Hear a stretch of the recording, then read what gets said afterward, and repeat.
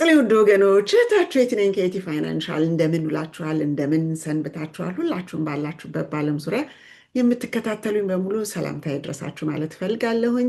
እንግዲህ ሰሞኑን ቃል በገባሁት መሰረት አጠር አጠር ያለች ፕሮግራም ይዤላችሁ በየቀኑ እንደገና በዚህኛውም ላይ ማስተላለፍ ስላሰብኩኝ ኤኤምኤስ ላይ ሙሉን ትማሩታላችሁ። ኤኤምኤስ ቢዝነስ ዊዝ የቲ ፋይናንሻል በሚለው ዩቱብ የቴሌቪዥን ጣቢያው ዩቱብ ቻናል ማለት ነው። ይሄ ደግሞ ያው የግሌ ጥንትም የነበረ ከ10 ዓመት በላይ እዚህ ላይ አገልግሎቶችን ሰጥ ቆይቻለሁኝ።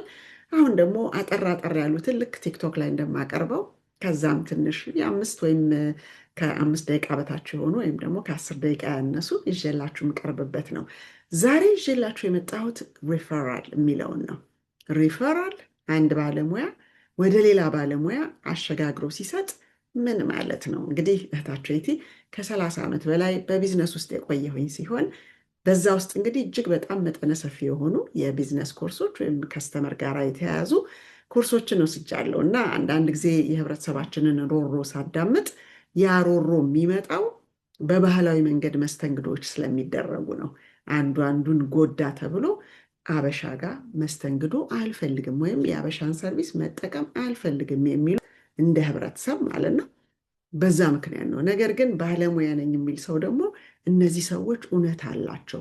የሚያገኙት ሰርቪስ ኢን ኮምፓሪሰን ቱ አዘር ኮሚዩኒቲስ ምን ይመስላል ብለው ራሳቸው ተጠቃሚዎች ቢሄዱና አማርጠው መጠቀምን ሲጀምሩ ልዩነቱ ይታያል ማለት ነው ጎልቶ። ስለዚህ እንደውም አንዳንድ ጊዜ በጣም ሊያሳፍር ሊያሸማቀቅ የሚችል የሰርቪስ አይነት አለ። ስለዚህ ያንን የሚያውቅ አንድ ባለሙያ ሰራተኛ በአንድ ጉዳይ ላይ ሰርቪስ ፈልጋለሁ ሲል ዝም ብለን እንደ ልባችን አንስተን መስጠት ያሳቅቃል። ምክንያቱም ተመልሶ የሚጎዳው ያ ሪፈር ያደረገው ሰው የበለጠ ጎጂ ሆኖ ይገኛል። ከጎጂው ይልቅ አክቹዋል ስራውን ካበላሸው ሰው የላከው ሰው የበለጠ ወቀሳና ኢንተግሪቲው ሬፑቴሽኑ ያለው ፍቅር ከነዛ ሰዎች ጋር እምነቱም ሁሉም ነገር ሊፈርስ ይችላል ማለት ነው። ስለዚህ ይሄ ሁሉ ከመምጣቱ በፊት ሰዎች የማያውቁት ከሆነ ስለ አንድ ሰራተኛ እንደ ራሳቸው አድርገው የማያውቁት ከሆነ ወይም ስራውን ሞክረውት ተጠቅመውበት ያዩ ካልሆነ አለመናገሩ የራስን ክብር ያስጠብቃል። አለመናገሩ ማንኛውንም ባለሙያ ምን ማድረግ አለብኝ ተመራጭ እንደሆን ህብረተሰብ ደስተኛ ሆኖ ተመልሶ እንዲመጣ ሌላም ሰው ሪፈር እንዲያደርግና የማያስወቅስ ስራ አለ ወይ እኔ ጋ ብሎ አንድ ሰው ራሱን መመርመር አለበት ማለት ነው።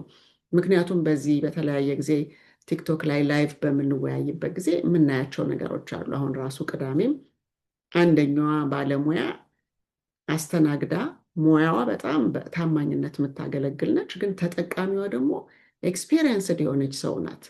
በባለሙያዋ ኤሪያ ላይ ሳይሆን ኤክስፔሪየንሷ በቤት ግዢ ላይ ለምሳሌ እንበለው ሎን ኦፊሰር እና ቤት ገዢ። ስለዚህ ሎን ኦፊሰሯ በበቂ ያንን እውቀት ከሰጠች በኋላ የላከችው ግን ወደ ሪል ስቴት ኤጀንት ያው በቃ እንረዳዳ በሚል ነው። ቢዝነስ መረዳጃ ድርጅት አይደለም። ቢዝነስ የሰዎች ልጆች ህይወት ከአንድ ምዕራፍ ወደ ሌላ የሚሸጋገርበትን መንገድ የምንከፍትበት ነው እንጂ እርዳታ ቦታ አይደለም።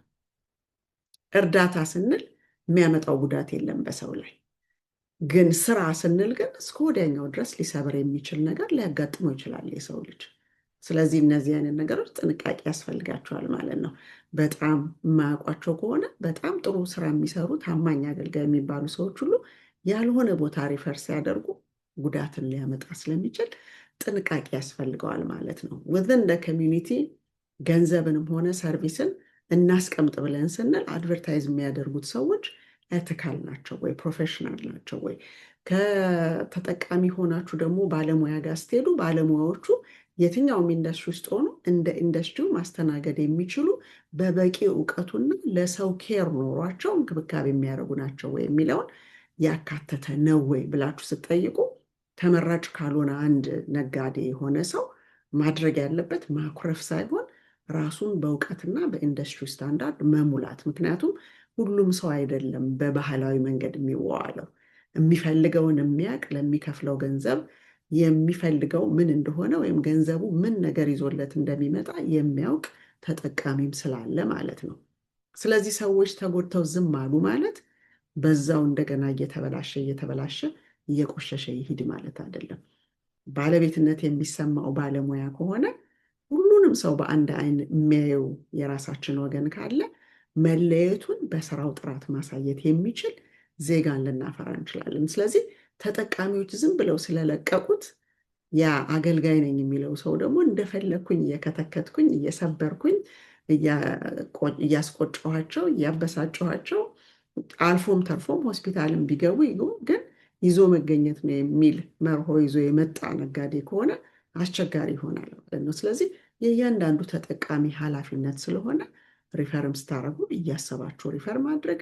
ሁለተኛ ነገር ደግሞ ለምትጠቀሙበት ነገር ጉዳትም ካላችሁ እዚህም ላይ ሆነ በቴሌቪዥን ፕሮግራም የየራሳችሁን ኤክስፔሪየንስ እየነገራችሁ መጪውን ትውልድ አሁንም ያለውን መጠበቅ ይቻላል ማለት ነው። ስለዚህ በመከባበር በመተማመን በእውቀት ላይ ሰውን ሊጠቅም የሚችል ስራ ሲሰራ ብቻ ነው አንድ ባለሙያ በኮሚኒቲ ውስጥ ማገልገል አለብኝ ወይም ኮሚኒቲው ከኔ መገልገል አለበት ብሎ፣ አለበለዚያ ግን በሰው ቁስል እንጨት ስደድበት የሚባለውን ነው የሚሆነው። ተዘርፎም ተነጥቆም መንጓጠጥ ደርሶበት ጤናው ታውኮ ዝምድናው ወይም ደግሞ ያለው ግንኙነት ትረስቱ ተሸርሽሮ ይሄ ሁሉ ነገር ደርሶበት ስቲል እዚሁ መስተንግዶ ያግኝ ማለቱ ትንሽ ድፍረት ይሆናል። ስለዚህ ሰዎችም ሀዘናቸውም ወይም በደላቸውም የደረሰባቸው ነገር ሊከበር ይገባዋል። መሻሻል ካለበት ደግሞ እንዲህ አይነት በደልን የሚያደርሱ ሰዎች ወይም ደግሞ ገንዘብን ብቻ አይተው ሰውን ሂተንራን በሆነ ቢዝነስ ወይም የንግድ ዘይቤ የሚጠቀሙ ካሉ ራሳቸውን ሊያቅቡ ሊያሻሽሉ ወደምንኖርበት ሀገር የአሜሪካን ሀገር የቢዝነስ ልውውጥ ውስጥ እንዲመጡ የሚጋብዝ ነው እንጂ የሚሆነው ክፋት የለውም። ሰልፍ ሪስፔክት ያለው ሰው በጸጋ ነው ይሄንን የሚቀበለው ብዬ አምናለሁ። እንግዲህ ለዚህ ደግሞ ለዛሬው ቀን ይዤላቸው የመጣሁት አጠር ያለው ሪፈራል በሚለው ነው እና የምትልኩ ሰዎች እያስተዋላችሁ ዞሮ ዞሮ እናንተን ሊጎዳ ስለሚችል ማስተዋል ይጠይቃል ማለት ነው። እንግዲህ በሚቀጥለው ደግሞ ሌላ አጠር ያለ ፕሮግራም ይዤ እስከምመጣ እህታችሁ ኤቲ ነኝ ከኤቲ ፋይናንሻል እንዲሁም ከሪማክስ አሊጀንስ። በያላችሁበት እግዚአብሔር እድሜና ጤና ሰላምና ፍቅርን አብዝቶ ይስጣችሁ። በሚቀጥለው ጊዜ እስከምንገናኝ ድረስ መልካም ጊዜ ይሆንላችሁ። ደህና ሁኑ።